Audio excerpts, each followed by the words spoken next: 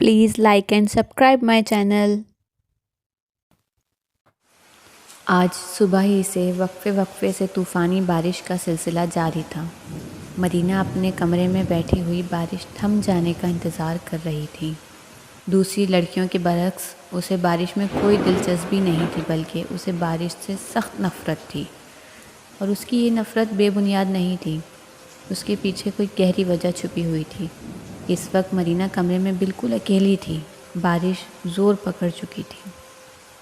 بادل گہرے سیاہ تھے، جس کی وجہ سے اس کا کمرہ اندھیرے میں ڈوبا ہوا تھا، اور وہ پلنگ پر گھٹنوں میں منہ چھپائے سہمی ہوئی بارش تھم جانے کا انتظار کر رہی تھی۔ جب بارش آتی تب اس کے لیے اذیت کا سامان لے کر آتی، مگر اب وہ حالات سے سمجھوتا کر چکی تھی۔ اس نے ایسے ہی جینا سیکھ لیا تھا۔ اچانک زور سے بجلی کڑکنے کی آواز سنائی دی۔ اس نے گھبرا کر کانوں کے بجائے اپنی آنکھوں پر ہاتھ رکھ لیا۔ اس کا یہ عمل خلاف توقع تھا، ورنہ بجلی کڑکنے کی تیز آواز سن کر اکثر لوگ کانوں پر ہاتھ رکھ لیتے ہیں، مگر مدینہ کے اس عمل کے پیچھے کوئی وجہ ضرور تھی۔ وہ کسی چیز سے احتیاط برت رہی تھی، اسے کسی چیز سے خوف ضرور محسوس ہو رہا تھا، اور پھر وہی ہوا جس کا اسے ڈر تھا۔ ایک قد آمد آئینہ اسے اپنے سامنے والی دیوار پر نظر آیا، جو اس کے پلنگ کی دائیں طرف تھی۔ وہاں ایک بڑی سی کھڑکی بھی موجود تھی، جس سے آسمانی بجلی کی روشنی اندر داخل ہو کر پورے کمرے کو روشن کر دیتی، اور اسی روشنی میں اس نے وہ دیکھا جو اس کے بچپن کی سب سے بھیانک یاد تھی۔ اور یہی وجہ تھی یہ مدینہ بارش سے اس قدر خوفزدہ رہتی تھی، کیونکہ یہ تمام معاملات بارش کے دوران ہی پیش آیا کرتے تھے۔ کوئی اس کی بات پر یقین نہیں کرتا تھا، سب سمجھتے تھے وہ شرارت کر رہی ہے۔ وہ آئینوں سے چھپتی پھرتی تھی۔ آئینے بچپن ہی سے اس کے دشمن رہتے تھے، اور اسی خوف کی بنا پر اس نے اپنے کمرے کے تمام آئینے توڑ ڈالے تھے، جس کے بعد اس نے اپنے والدین سے بہت ڈانٹ بھی سنی تھی، مگر ایسا کرنے کے بعد وہ بہت پرسکون محسوس کر رہی تھی۔ بچپن گزر گیا اور اس کا اسکول ختم ہو گیا۔ وہ ہائی اسکول میں چلی گئی، مگر اس کے آئینوں سے بچنے کی عادت پختہ ہوتی چلی گئی۔ اس نے بچپن سے لے کر اب تک آئینہ نہیں دیکھا تھا۔ آج تقریباً 10 سال بعد اسے آئینہ دکھایا گیا تھا، مگر کس نے دکھایا تھا وہ یہ نہیں جانتی تھی۔ لیکن آج بھی حالات ویسے ہی تھے جیسے 10 سال قبل تھے۔ وہ بری طرح خوفزدہ ہو چکی تھی۔ اس نے اپنے منہ پر ہاتھ رکھ کر اپنی چیخ روکنے کی کوشش کی اور آنکھیں بند کر کے چہرہ دوسری طرف پھیر لیا۔ اس کی بند آنکھوں سے آنسو جاری تھے۔ ایسا بالکل نہیں تھا وہ اس وقت گھر میں تنہا تھی۔ اس کے گھر میں سبھی موجود تھے، مگر وہ جانتی تھی کہ کوئی اس کی بات پر یقین نہیں کرے گا۔ وہ آنکھیں بند کر کے بڑے قرب سے اپنے بچپن کی اس بھیانک دنوں کو یاد کر رہی تھی، جو اس کی یادداشت پر ہمیشہ کے لیے نقش ہو کر رہ گئے تھے۔ یہ ان دنوں کی بات ہے جب وہ 5 برس کی ہوا کرتی تھی۔ اسے بارش بہت زیادہ پسند تھی۔ بارش کی بوندیں جب اس کے چہرے پہ پڑتی تھی وہ خوشی سے کھل جاتی۔ اس نے ہمیشہ کی طرح اپنے پری اسکول کی چھٹیاں اپنی خالہ کے گھر منانے کا فیصلہ کیا۔ اس کی وجہ تھی اس کی سہیلی جولی، جو پیرس کے ایک مضافاتی علاقے میں رہتی تھی اور مدینہ پیرس شہر میں رہتی تھی، مگر چھٹیوں میں ایک دوسرے کے گھر آنا جانا لگا رہتا تھا۔ کبھی جولی اس کے گھر آ جاتی تو کبھی مدینہ جولی کے گھر چلی جاتی۔ اس مرتبہ پیرس میں کچھ زیادہ گرمی پڑ رہی تھی، اس لیے مدینہ جولی کے گھر رہنے چلی گئی۔ وہاں اسے ماحول بہت اچھا لگا تھا۔ ہر طرف درخت اور ہریالی نظر آتی تھی، جس کے باعث زیادہ گرمی کا احساس نہیں ہوتا تھا۔ وہ اپنی آنٹ سارا کی سب سے لاڈلی بھانجی تھی۔ سارا نے اس کے گھر پہنچنے پر طرح طرح کے کھانے تیار کیے اور اس کی پسندیدہ ایپل پائی بھی بنائی۔ وہ شام کو ذرا دیر سے پہنچی تھی، اس لیے وہاں پہنچتے ہی کھانا لگا دیا گیا۔ تھوڑی دیر بعد ادھر ادھر کی باتیں کرنے کے بعد وہ سونے چلی گئی۔ مگر اگلا دن اس کی زندگی میں مصیبتوں کا آغاز ثابت ہوا تھا۔ ہوا کچھ یوں، اگلے ہی روز سے طوفانی بارشوں کا سلسلہ شروع ہو گیا۔ فرانس کی جھلسا دینے والی گرمی میں وہ بارش کسی نعمت سے کم معلوم نہیں ہوتی تھی۔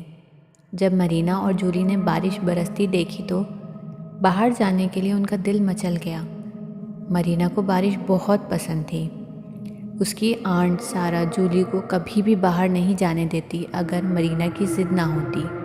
مرینا کے ضد کے آگے سارا نے گھٹنے ٹیک دیے اور وہ دونوں اجازت ملنے کے بعد خوشی خوشی ٹاؤن کے واحد پارک میں کھیلنے چلی گئیں۔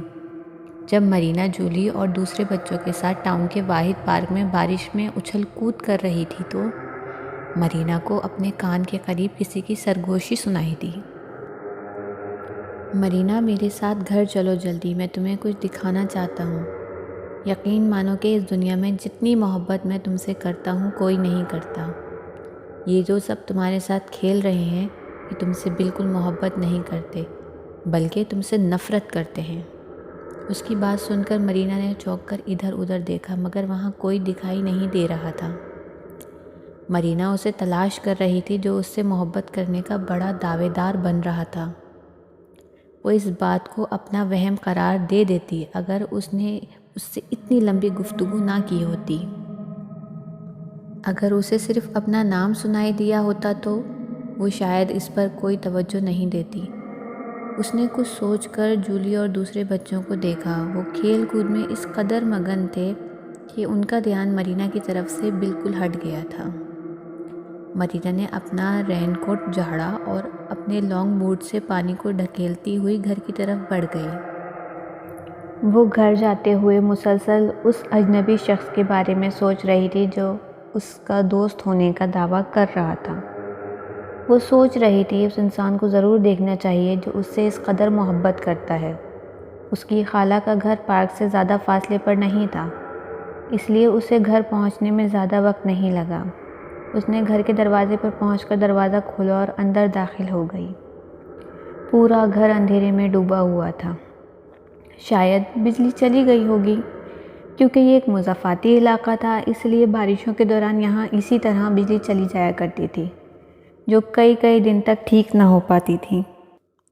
مرینا نے اپنی آنٹ کو آواز دی مگر کوئی جواب نہیں ملا۔ وہ خاموشی سے زینہ چڑھتے ہوئے اپنے کمرے کی طرف بڑھ گئی۔ وہ دروازے کا ہینڈل گھما کر کمرے میں داخل ہوئی مگر کمرے میں داخل ہوتے ہی اسے آواز سنائی دی۔ وہ کہہ رہا تھا، مرینا تم بہت اچھی ہو، میرے پکارنے پر یہاں چلی آئیں، تم نے میری بات کا یقین کیا اور ایک بہترین دوست ہونے کا ثبوت دیا ہے۔ اب تم زندگی کے ہر موڑ پر مجھے بہترین دوست پاؤ گی۔ کہو کیا چاہتی ہو؟ مرینا اس کی آواز سن کر بالکل خوفزدہ نہیں ہوئی بلکہ تجسس سے بھرپور انداز میں بولی، تم کون ہو؟ میں تمہیں دیکھنا چاہتی ہوں۔ اے میرے اجنبی دوست، تم جو بھی ہو میرے سامنے آؤ۔ اگر تم واقعی دوست ہو تو دوست ہونے کا ثبوت پیش کرو اور خود کو ظاہر کر دو۔ مرینا کی آواز سن کر وہ تھوڑی دیر کے لیے خاموش ہو گیا، پھر اس کی آواز سنائی دی۔ وہ کہہ رہا تھا، ٹھیک ہے، اگر تم کہتی ہو تو میں خود کو ظاہر کر دیتا ہوں، مگر ایک بات جان لو، اگر میں نے خود کو ظاہر کر دیا تو میں تمہیں اپنی سب سے پسندیدہ چیز کی قربانی دینا ہوگی اور ہمیشہ ہمیشہ کے لیے اس چیز سے محرومی برداشت کرنا پڑے گی۔ اگر اس کے بعد بھی تم مجھے دیکھنا چاہتی ہو تو میں خود کو ظاہر کر دیتا ہوں۔ اس کی بات سن کر مرینا جلدی سے بولی، مجھے تمہاری ہر شرط منظور ہے، چلو اب دیر نہ کرو، خود کو ظاہر کرو، میں تمہیں دیکھنے کے لیے بڑی شدت سے منتظر ہوں۔ اور مرینا کا وہی فیصلہ اس کی زندگی کا سب سے غلط فیصلہ ثابت ہوا۔ مرینا کے کہنے کی دیر تھی، اس نے خود کو ظاہر کر دیا۔ اسے دیکھ کر مرینا کے حلق سے ہلکی سی چیخ نکل گئی۔ وہ بڑا ہی بدہیبت تھا، اس کا پورا بدن سرخ تھا اور وہ اس قدر کمزور تھا کہ اس کی کھال ہڈیوں سے چپکی ہوئی تھی۔ اس کا لمبا اور پتلا چہرہ دیکھ کر مرینا اندر تک لرز کر رہ گئی۔ وہ ایک چھوٹی سی بچی تھی، اس کی سرخ انگارے برساتی ہوئی آنکھیں دیکھ کر اس کی حالت غیر ہو گئی۔ وہ مرینا کو دیکھ کر بولا، میں نے اپنا وعدہ پورا کر دیا، اب تم بھی اپنا وعدہ پورا کرو۔ وعدے کے مطابق میں نے خود کو ظاہر کر دیا اور وعدے کے مطابق تمہیں اپنی سب سے پسندیدہ چیز کو ہمیشہ کے لیے کھونا پڑے گا، اور تمہاری سب سے پسندیدہ چیز تمہارا عکس ہے۔ میں جانتا ہوں تم آئینہ دیکھنے کی کتنی شوقین ہو۔ اب تم جب آئینہ کے سامنے کھڑی ہوگی تمہیں اپنے عکس کے علاوہ کمرے میں موجود ہر چیز آئینے میں دکھائی دے گی۔ تم اپنے عکس سے ہمیشہ کے لیے محروم ہو جاؤ گی۔ تم کسی کو بتانا چاہو گی تو کوئی تمہاری بات پر یقین نہیں کرے گا، کیونکہ تمہارے علاوہ سب تمہارا عکس دیکھ پائیں گے۔ کیونکہ تم بہت اچھی ہو، اس لیے میں تمہارے لیے اتنی رعایت ضرور دیتا ہوں کہ ایسا صرف برسات کے دنوں میں ہوا کرے گا۔ اور یہ مت سمجھنا کہ میری نظر تم پر نہیں ہے، میری نظر ہمیشہ تم پر ہی رہے گی۔ اور ہاں ایک بات، برسات کے دنوں میں تم مجھے بھی دیکھ پاؤ گی۔ اتنا کہہ کر وہ وہاں سے غائب ہو گیا اور مرینا پھوٹ پھوٹ کر رونے لگی۔ پھر وہ روتے روتے ایک دم چونک گئی اور آئینے کی طرف بڑھنے لگی۔ اس وقت وہ آئینے سے کافی فاصلے پر تھی۔ وہ چلتے چلتے آئینے کے سامنے آ کر کھڑی ہو گئی اور سامنے دیکھنے لگی، مگر آئینہ دیکھ کر اس کے پیروں تلے زمین نکل گئی۔ اس نے جو کہا تھا وہ سچ کر دکھایا۔ وہ اس کی سب سے پسندیدہ چیز اپنے ساتھ لے گیا تھا۔ وہ اس سے اس کی پہچان، اس کا عکس چھین کر لے گیا تھا۔ مرینا یہ سب ہونے کے بعد اتنی خوفزدہ ہوئی کہ اسے بہت تیز بخار ہو گیا اور اگلی صبح ہی اس نے گھر جانے کی ضد ڈال دی۔ اس کی خالہ اسے روکتی رہ گئی، مگر مرینا پر جلدی گھر جانے کا بھوت سوار تھا اور اس نے گھر جا کر ہی دم لیا۔ گھر جا کر بھی حالات ویسے کے ویسے ہی رہے۔ وہ جب آئینہ دیکھتی اسے مایوسی ہوتی۔ اس نے بار بار اپنی ماں کو بتانے کی کوشش کی، مگر وہی ہوا جس کا وہ کہہ کر گیا تھا۔ اس کے علاوہ اس کا عکس آئینے میں ہر کوئی دیکھ سکتا تھا۔ وہ سب کو یقین دلانے کی کوشش کرتی تھی، مگر کوئی اس کی بات پہ یقین نہیں کرتا تھا۔ کسی خوف کے زیر اثر اس نے گھر کے تمام آئینے توڑ ڈالے تھے۔ اس کی حالت کے پیش نظر اسے کئی مرتبہ سائیکالوجسٹ کے پاس لے جایا گیا، مگر اس پر کوئی بیماری ثابت نہ ہو سکی۔ بالآخر تنگ آ کر اس کے والدین نے اسے اس کے حال پر چھوڑ دیا۔ وہ بظاہر ایک نارمل سی لڑکی تھی۔ اس نے اسکول ختم کیا اور بہترین پوزیشن حاصل کرنے کے بعد ہائی اسکول میں پڑھنے لگی، مگر اس دن کے بعد سے اب تک اس نے کبھی آئینہ نہیں دیکھا تھا۔ وہ جہاں جاتی ہر جگہ آئینوں سے چھپتی پھرتی تھی، مگر آج رات کو کسی نے اسے آئینہ دکھایا تھا۔ مگر نہ جانے کس نے اس کے کمرے میں اس کے پلنگ کے پاس قد آمد آئینہ لا کر رکھ دیا تھا۔ جیسے ہی بجلی کی چمک اس آئینے پر پڑی، مرینا کے سامنے وہ سب آ گیا جس سے وہ آج تک بچتی آ رہی تھی۔ اس نے ایک چیخ ماری اور آنکھیں بند کر کے بے آواز رونے لگی۔ باہر بارش اتنی گرج چمک کے ساتھ ہو رہی تھی کہ کسی کو اس کے چیخنے کی آواز سنائی نہیں دی، اور پھر اس نے کچھ سوچ کر ایک فیصلہ کیا، اپنی زندگی کا اہم ترین فیصلہ۔ اس نے وہ آئینہ توڑ کر اس کے ایک تیز دھار ٹکڑے سے اپنی گردن کاٹ ڈالی۔ لہو اس کے بستر کو بھگوتا رہا اور تھوڑی دیر بعد وہ تڑپ تڑپ کر دم توڑ گئی۔ اگلی صبح اس کے گھر میں قیامت خیز ثابت ہوئی تھی۔ مسٹر اینڈ مسز ڈریک کی سب سے چھوٹی اور لاڈلی بیٹی مرینا ڈریک خود کو مار چکی تھی۔ اس نے خودکشی کر لی تھی۔ مرینا کے دو بڑے بھائی بھی تھے جن کے نام ایڈی اور ایڈم تھے۔ وہ اس سے بہت محبت کرتے تھے، بس کبھی کبھی اسے چھیڑا کرتے تھے۔ المختصر مرینا سب کی جان تھی۔ اس کے والدین اور اس کے بھائی سبھی صدمے سے نڈھال تھے، اور پھر تمام رشتہ داروں اور مرینا کے ہائی اسکول کے دوستوں کو اس کی موت کی اطلاع دے دی گئی اور 2 دن بعد مرینا کو دفنا دیا گیا۔ مرینا کی آخری رسومات ادا کرنے کے بعد مسز ڈریک نے چرچ کے پادری کو مرینا کے بارے میں سب کچھ بتا دیا۔ وہ ان کی بات سن کر افسوس سے سر ہلاتے ہوئے بولا، مجھے انتہائی افسوس سے کہنا پڑ رہا ہے مسز ڈریک کہ آپ کی بیٹی کسی نفسیاتی بیماری کا شکار نہیں تھی، بلکہ اس سے بچپن ہی سے ایک شیطان قابض تھا۔ آپ اس کی بات پر یقین کر کے اسے چرچ لے آتی تو وہ آج ہم سب کے درمیان زندہ موجود ہوتی۔ آپ نے اس کی بات پر یقین نہیں کیا اور وہ شیطان اپنے مقصد میں کامیاب ہو گیا۔ مجھے اس بات کا بہت غم ہے کہ ہم دیکھتے رہ گئے اور وہ مرینا کو لے گیا۔ چرچ کے پادری کی باتیں سن کر مسز ڈریک اور زیادہ غمزدہ ہو گئیں اور اپنے دل پر ایک بوجھ لیے تھوڑی دیر بعد سب کے ساتھ گھر کی طرف روانہ ہو گئیں۔ وہ خود کو مرینا کا مجرم سمجھنے لگی تھیں۔ اگر وہ مرینا پر یقین کر لیتی تو آج مرینا زندہ ہوتی۔ مرینا والے حادثے کو 1 ہفتہ گزر گیا تھا۔ رفتہ رفتہ زندگی اپنے معمول پر آنے لگی۔ یہ ستمبر کی ایک خوشگوار صبح تھی۔ مسز ڈریک اپنے شوہر اور بیٹوں کو دفتر اور یونیورسٹی روانہ کرنے کے بعد کچن میں کھانا بنانے میں مصروف تھیں کہ ڈور بیل بجنے کی آواز سنائی دی۔ وہ اپنے ہاتھ پونچھتے ہوئے دروازے کی طرف بڑھتے ہوئے بولی، ذرا ٹھہرو، ابھی آتی ہوں۔ اور جب انہوں نے دروازہ کھولا تو ان کی حیرانی کی انتہا نہیں رہی۔ ان کے سامنے مرینا کی سائیکالوجسٹ مس واٹسن کھڑی ہوئی تھیں۔ وہ انہیں دیکھ کر بڑے دکھی لہجے میں بولی، آپ کے لیے ایک بہت بڑی خبر ہے مسز ڈریک۔ میں مرینا کی میڈیکل رپورٹ لے کر آئی ہوں اور مجھے اس کی خودکشی کرنے کی وجہ بھی معلوم ہو گئی اور اس کی بیماری بھی، مگر افسوس کہ اب بہت دیر ہو گئی ہے۔ مسز ڈریک انہیں راستہ دیتے ہوئے ایک طرف ہٹ کر بڑے کرب کے عالم میں بولی، اب اس کی ضرورت نہیں ہے مسز واٹسن، مجھے پتہ لگ گیا ہے مرینا کو کوئی نفسیاتی مسئلہ نہیں تھا بلکہ بچپن سے اس پر کوئی شیطان قابض تھا۔ کاش میں اس کی بات پر یقین کر لیتی اور اسے چرچ لے جاتی تو آج مرینا ہمارے درمیان زندہ ہوتی۔ مس واٹسن اندر آنے کے بعد صوفے پر بیٹھتے ہوئے کہتی ہیں، نہیں، آپ غلط سمجھ رہی ہیں مسز ڈریک، مرینا کو بچپن ہی سے ایک نفسیاتی عارضہ لاحق تھا جس کی بروقت تشخیص نہ ہو سکی۔ میں آپ کو شروع سے سمجھاتی ہوں۔